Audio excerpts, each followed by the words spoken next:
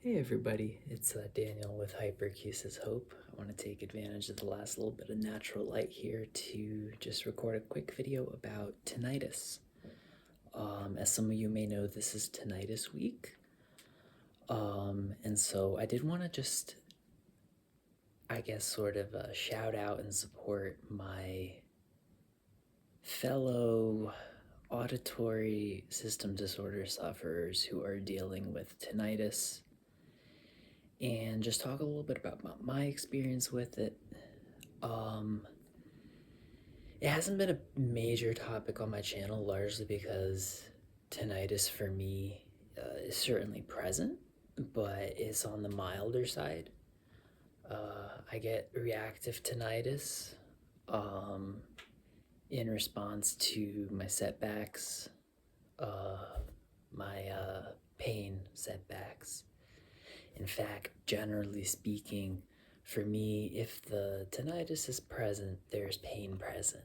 For me, they kind of happen at the same time, for the most part.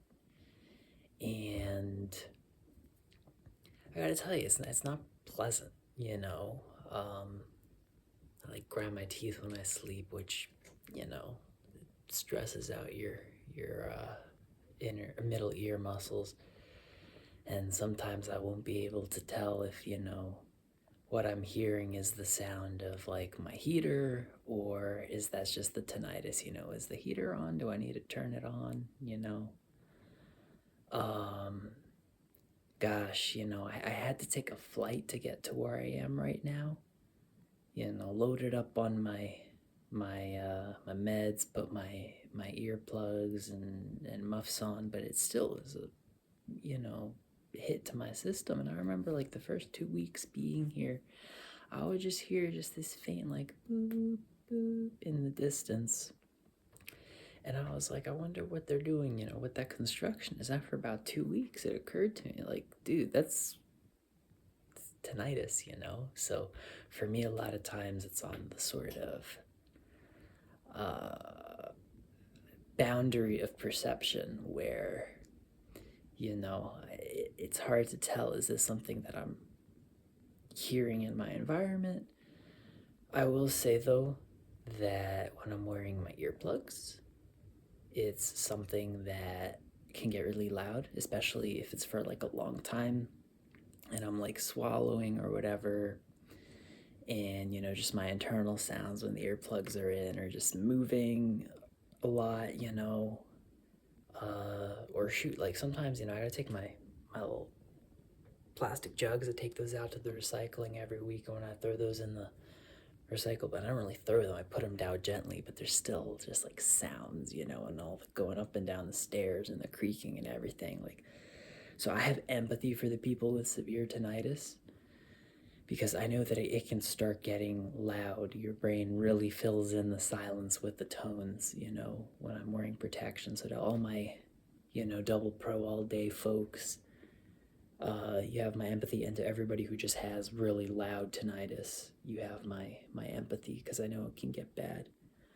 I can't speak too much on tinnitus, other than it's a serious thing. Like, there are people who are at the end of their rope.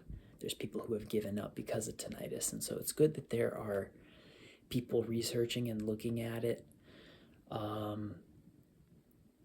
Severe tinnitus, from what I've heard, and having pain hyperacusis, it gives me just empathy for the stories, because when people are saying like, this is torture, like I believe them, you know.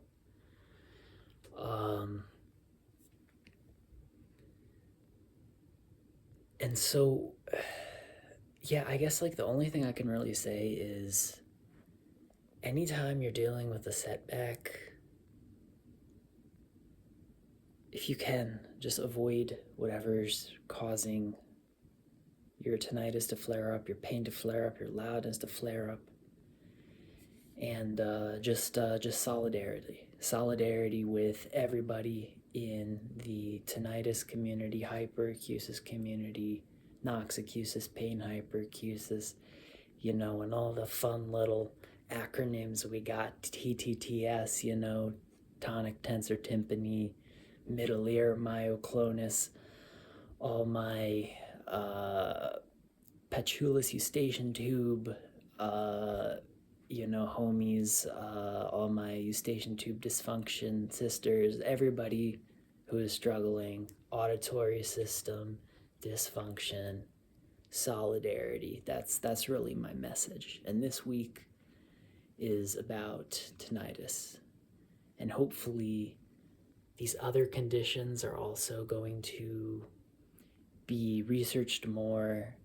And really, I think I think the most powerful thing we can do for each other is share our experience, our strength, and our hope with each other.